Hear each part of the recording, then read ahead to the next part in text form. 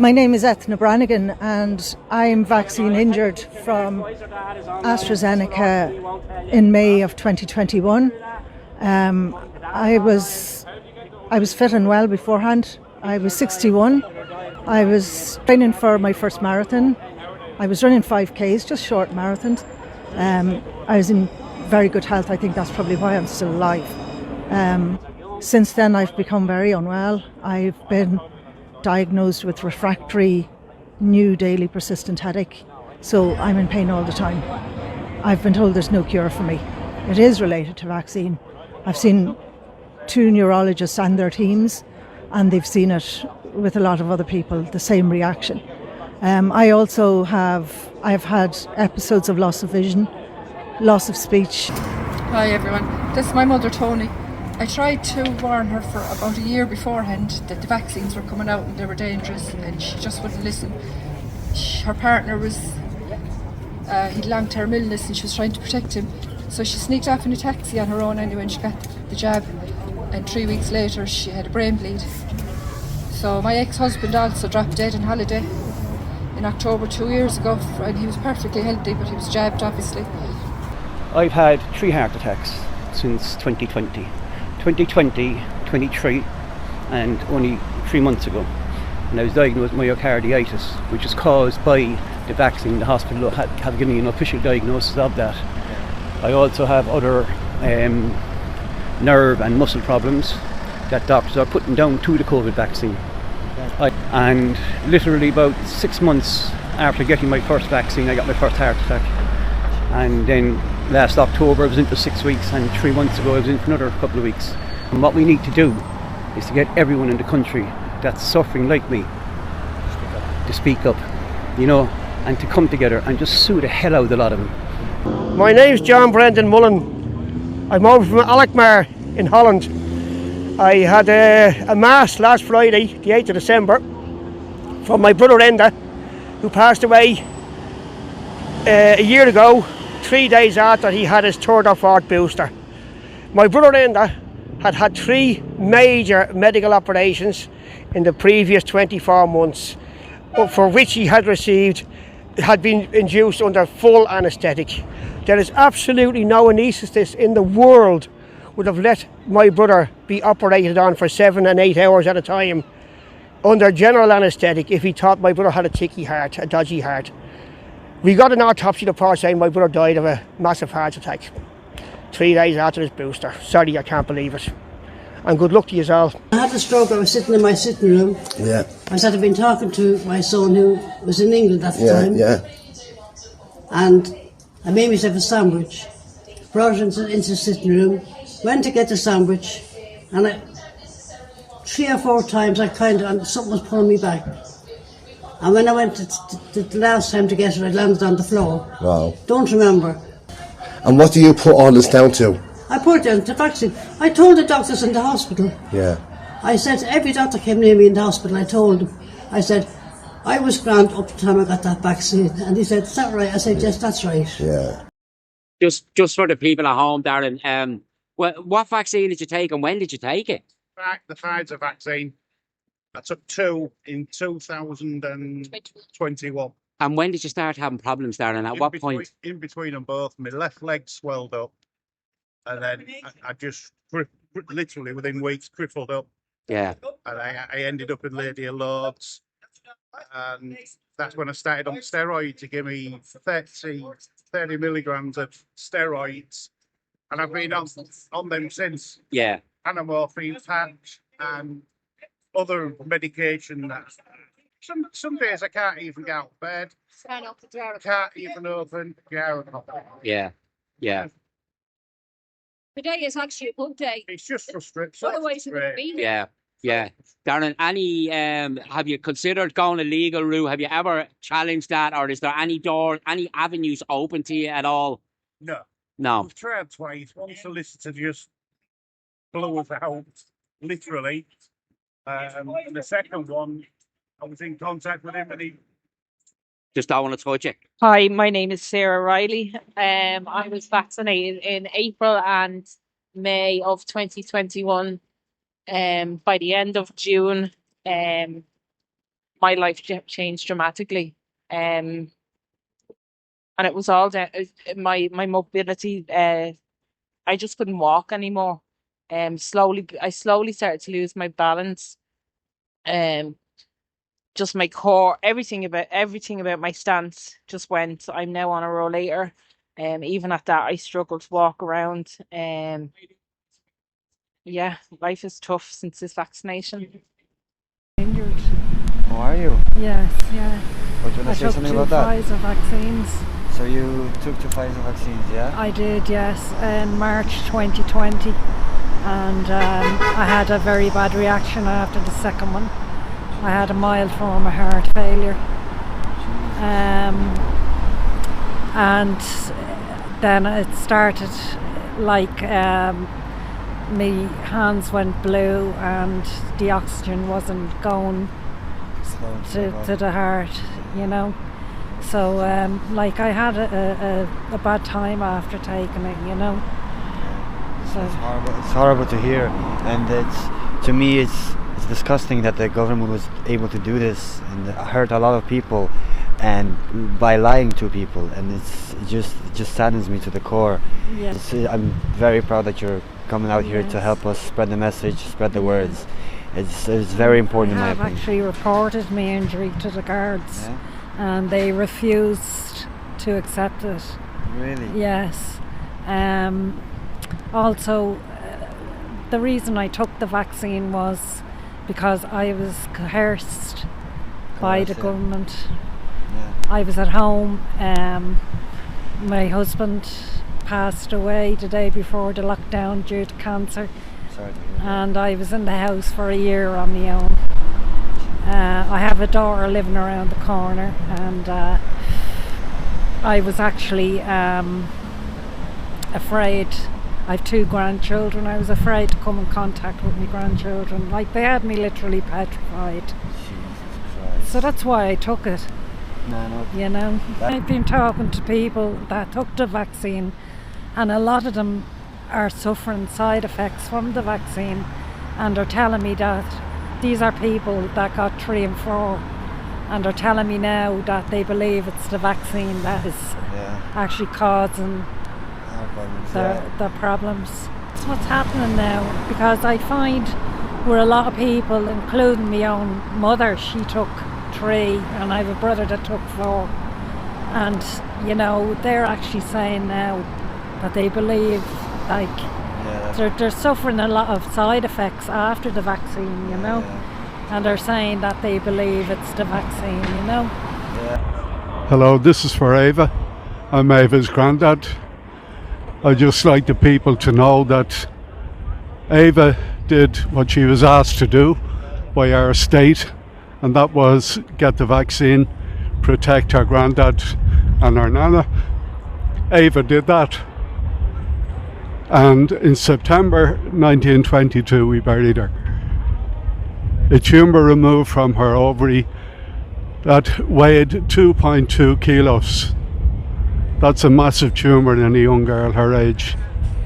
She did that because what she thought was her betters told her that this is what you do to protect society, protect the older people.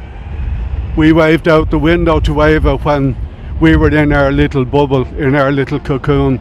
We did what we were told. I got the vaccine myself because I did what I was told. My generation were told, oh, the politicians know best. The managers, the doctors, the professional people, they know best. So you do what your betters told you. From now on, I will say no. I will question everything, and I'll get my children to question everything and to say no. Ava said yes because Ava was lied to, and Ava thought she was doing the right thing for her nana, her granda, and for ma. God love you, Ava. We'll see you soon. Take care. I fell for the lies. I got jabbed twice, and because I thought I was doing the right thing, I was protecting my mum and dad. I mean, I didn't know. All I knew was that we had to get the vaccine to protect everybody. That's what I was told, and now I'm being told, oh no, it doesn't stop transmission, and they lied and they haven't done all. We're the test subjects. I didn't even know. When I went in for my vaccination, I was never given any information on side effects or that it wasn't tested or it was a medical trial. They didn't give me any proper information, and from it I got a cancer tumour removed off my face. So that's what I got. Now I actually feel lucky because that's all I got. There's so many other people, they've lost their children. You can see I put them on the clotheslines and I organised them from the youngest to the oldest. And as I did it, I said a little prayer because they're real people, they're children. I have my son, if anything happened to my son, I would be heartbroken. And all these families are after losing their beautiful innocent children because they thought they were doing the right thing as well. And it's just, I can't find the words to describe how horrible it is and how hurt I am. I'd just like to remind people that there's a big knock-on effect of the whole pandemic, the whole lockdown, that some people don't remember. I lost a brother-in-law in the UK. I have two sisters living in the UK, and one of them married a wonderful man. He adopted 2 young children. He was a type 1 diabetic, and in January 2021 he had a stroke, and he was waiting follow-on treatment. It wasn't a serious stroke, but it was a warning sign. He never got that treatment because of the lockdowns. You know, hospitals were closed, you can't get this treatment, you can't get that. And in June of that year, while on holidays with his young daughter, he died of a heart attack. And his doctor has told his wife, my sister, that he definitely would not have died had he got the simple treatment that he would have got had it not been for the lockdown. So it's just one small example of how so many people would have died just because, you know, the HSE and over in the healthcare in all these different Western countries locked down the hospitals for everything except COVID. You know, and these are COVID victims. You know, he may have even died of the vaccine. I don't know. Wouldn't have said that in his post-mortem. I'd also like to make a confession in a way. I've heard people say, I'm one of the converted. I got the vaccine. I'm not getting any more vaccines. In the first instance, I told my family, I do not believe in pharmaceuticals. I won't even take painkillers. You know, and I hate pharmaceutical companies. They're all based around greed. But my arm was twisted. There's so many, like a brother and 4 sisters and an elderly mother, and they were all super freaked out about this thing, you know. I says for the start, listen, it's going to take whoever it takes. You know, it's what things do, these airborne diseases that they do, you know. It's nothing different to the flu.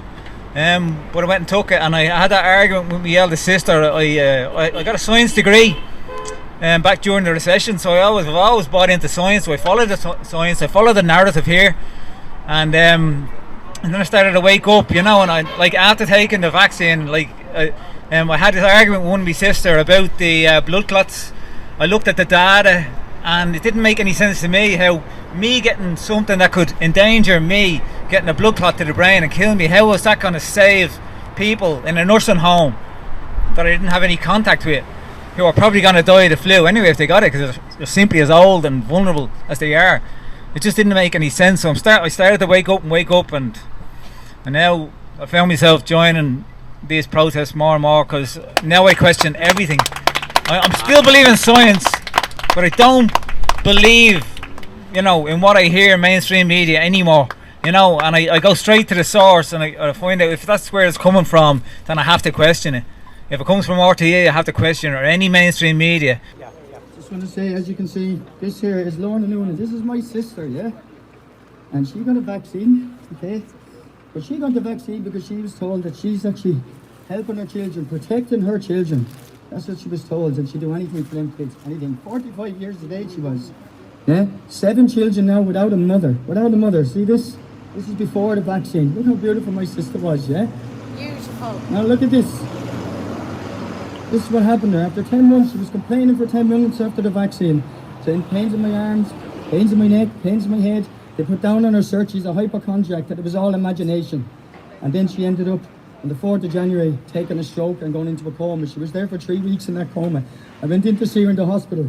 And this is the last picture I got to take of her, because this picture was taken, I got her son to take it because I wanted to be able to tell her. Just wanted to tell her, you know, that I was in the hospital, this is what you were like. I thought she was going to survive. And she didn't. I was leaving the hospital and her fellow told me to come back. She passed away. And this was supposed to be safety of her own children. Her 7 children have no mother now. They have no mother. My own mother at the funeral, she broke down. She was in bits. My dad came to the funeral. He was in bits. I've never seen my dad break down before like that. He was in bits. My whole family was in bits. And then, and while I was actually in that hospital trying to comfort my family over what happened to my sister, my cousin rings me over my uncle George. He was in another hospital and he died also. 40 minutes later, 2 people on the same day, 40 minutes between each other. He died from, I think it's called midazolam or something. Yeah, that's what he was given. And he died 40 minutes after. Today they're advertising day after day on the TV. It's safe, it's effective, take your 4th, take your 5th. They're telling people it's okay to take. So what they're basically telling people is it's okay to kill somebody. Ignore if they die, it's your turn next. I advise anybody to cop on, do not take it. Don't take it. You're taking a risk. And if it kills you, you might not care about your own life, but you might leave people behind. And I'm sure people do care about their own life. I'm sure they do. And just don't do it to yourself and don't do it to your families. Don't. Protect yourself from this. Protect yourself. The governments have a lot to answer for. They need to stand up for the people. Stand together. They were elected by the people to do what the people wanted. When they see these things, they know people have died. Thousands have died. Thousands. I have dogs here, yeah? And if I created something and I said, okay, my dog's not sick, but take this for your dogs, just in case they ever get sick, I'd say after the first 2 or 3 dogs dying, they would say, right, you're under arrest. You're being arrested. They would arrest me. And they would take these things off the market. People have been advertised are still saying, no, it's okay, don't mind them people that's died. Just keep taking more and more and more. I believe any of this lies. I believe to be lies is what they're saying, like, oh, well, it's an experiment. There was an experiment. They knew what it was going to do. They know it. And okay, even if it had been an experiment from the beginning, what about the thousands that have died now? The thousands upon thousands. It's no more of what they call experiment. The people are dying. Are they going to answer to that? Are they? Are they going to answer, They better answer to it. Where's the compassion for the people? Where is it? Where is it, It's just... Here. Exactly. And where's all the rest of the people? Where's the whole of Ireland? They should be standing together. Standing together. They don't know. They don't know. The media is hiding it. The media is hiding it. I just want people I just want people to remember this is what she looked like. This is what she looked like before her vaccine. Right? This is what she looked like, yeah? You see this? Everybody see this, yeah?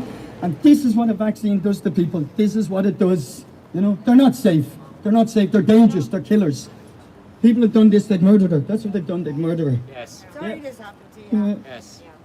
Well, I just hope my mum and everything. She's got COPD actually, and I'm just going to say something. She was rushed into hospital a couple of months before my sister, and they were put DNR on her cert because of COPD.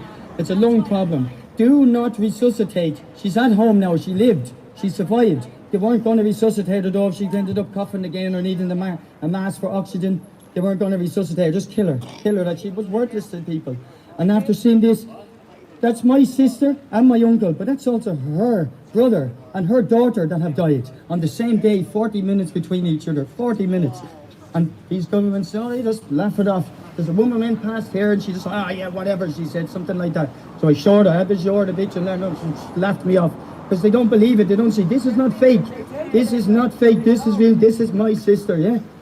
Hypochondriac, that's not someone that's after faking their death or faking being in a coma. She's dead now. She's dead, and it's thanks to them. Thanks to them giving the vaccines. So please, please, for your own sakes, do not take it. Do not take it, please. Thanks, Dave. Martin, anyway, thanks for coming up and talking to me. Thanks, Phil, and thanks for listening to me, because it's not something that everybody wants to hear or talk about or admit, but it's something that's definitely happened. And like you said, my main thing today is to raise awareness. I don't want any other family or child to go through what Ava went through and what we went through. And yeah, going back to what you said, Ava got vaccinated. She was late getting vaccinated. She hadn't got around to it, or she was from what I was told, she was last in her class. Was what we heard. She was a very artistic young girl. She was an Irish dancer. Done art in school, fantastic, making little sculptures, doing painting, very talented. I'm not quite sure where she got it from, but she was a very, very talented, very bright kid. Just a beautiful kid, never gave us an ounce of trouble. She was always healthy, fit, and yeah, she was a fantastic kid. Loved her Irish dancing. Everywhere she went, she made friends. And yeah, we never ever had a bother with her. I found out, I FaceTimed her one day from Australia, and she said, oh, her arm was a bit sore, she got her vaccine, and I can't describe the feeling that I got because I was that worried. It was like I got a kick in the stomach. I went into shock. I was, Jesus, I actually kind of hung up the call because she was talking to her brother. Her mother was making the dinner. I just kind of hung it up. I had to think about it. And her mother explained she was like every other mother. She was worried about her child. She was scared. The government were pushing this. RTE were driving this, telling us that you'd make your granny sick. People will get sick. Theirs won't work if you didn't have yours. All this stuff, that common sense went out the window. And I wasn't allowed to travel back. So when Ava started feeling unwell, I tried to leave Australia. How long after the jab did she... Weeks. And her mother was really concerned because Ava never complained. She wasn't the kid that complained, and she was complaining about pains in her abdomen. So I tried to leave the country, and they wouldn't let me. I wasn't allowed to leave because of my vaccination status, so I wouldn't get vaccinated. What happened was, then, Phil, was when Ava was diagnosed with cancer, I went to my immigration lawyer, and she went to Australian immigration, and I got special status to leave because only when a cancer diagnosis could get me on that plane. And we didn't know what type of cancer it was. We didn't know the seriousness of it. We just knew it was cancer. And we came back, and she had a approximately 2 kilo tumour removed the day before New Year's Eve that year. And it was just that was the start of it. They said they'd be in touch within a couple of days to let us know the seriousness of it. About a week went past. We were worried. We were up the wall, and eventually then they called us in, and they said this isn't good. It was small cell carcinoma of the ovaries, called SCOOT. It's the abbreviation for it, and the chances weren't good. I think it was 10 to 15% prognosis, and they said we had to move fast. And the doctor said herself, I'm not going to beat around the bush, this isn't good. The reason it took them so long to get back to us with the type of cancer that it was that there's only 500 cases recorded in the world of it. It was rare. Hardly any cases in Ireland from what I know, but her doctor had never seen it. I've mentioned your story, Martin, to a few people, mainly women, but they tell me like ovarian cancer is really unheard of in a child of 14, a young woman of 14 years of age. And what's more unheard of, Phil, is the fact she was stage 4. And this is what they're calling the turbo cancers. The leading cancer experts in the world are coming out and saying they're seeing what they're calling. They've labelled this kind of turbo cancers, where they're getting people of all ages coming in after the jab, and they're literally stage 4, stage 5, terminal. They've never seen this before, And in the ovaries, she was only a young woman, She'd only started out as a young woman. A few months before, there was absolutely no reason for this. When I raised it with them, I asked them, I said, could this be the mRNA technology? The look on their face told me the story. When you catch a kid out and they're doing something, you say, were you just in there? Did you take that cookie out of the jar? Oh, the minute I saw their face, I knew. I said, you bastards, It's literally, they knew. They kept saying, we don't understand, and be careful what you read on the internet. But I knew these doctors went from happy, confident, upbeat doctors to going white as a sheet. And one of the times Ava said to me, because I said it in front of her in her room in the hospital, and Ava said, you can't be saying that, Daddy. I says, oh yes I can. I said, question everything. So I knew then they assured me that it would turn out to be the SMARC gene, that it was in our genes. But I know we've no history of cancer on either side of our families, so I found that hard to believe. Phil, I'm sick of hearing people talking about coincidence.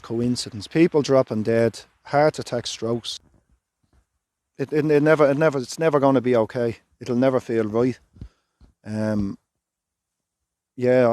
13 when she was diagnosed, 14 she was dead.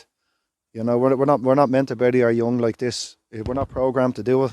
They're meant to bury us. It's just her mother's heartbroken, the entire family, friends. It's just, I gave it a year.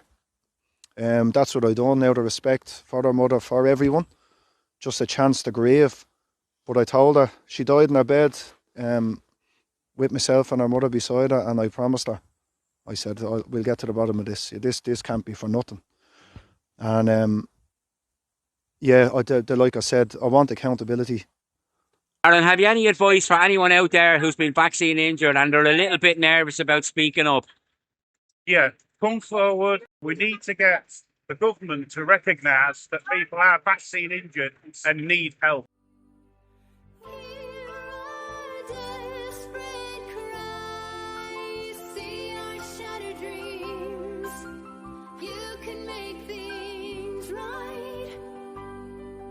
So will you stand beside me? 'Cause I did what you asked me to. But if I were you, I'd never silence you.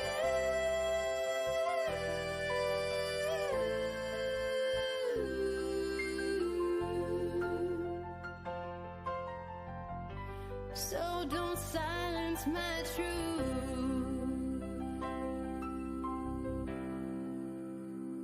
If the government won't help us, if the drug companies won't help us, who will help us?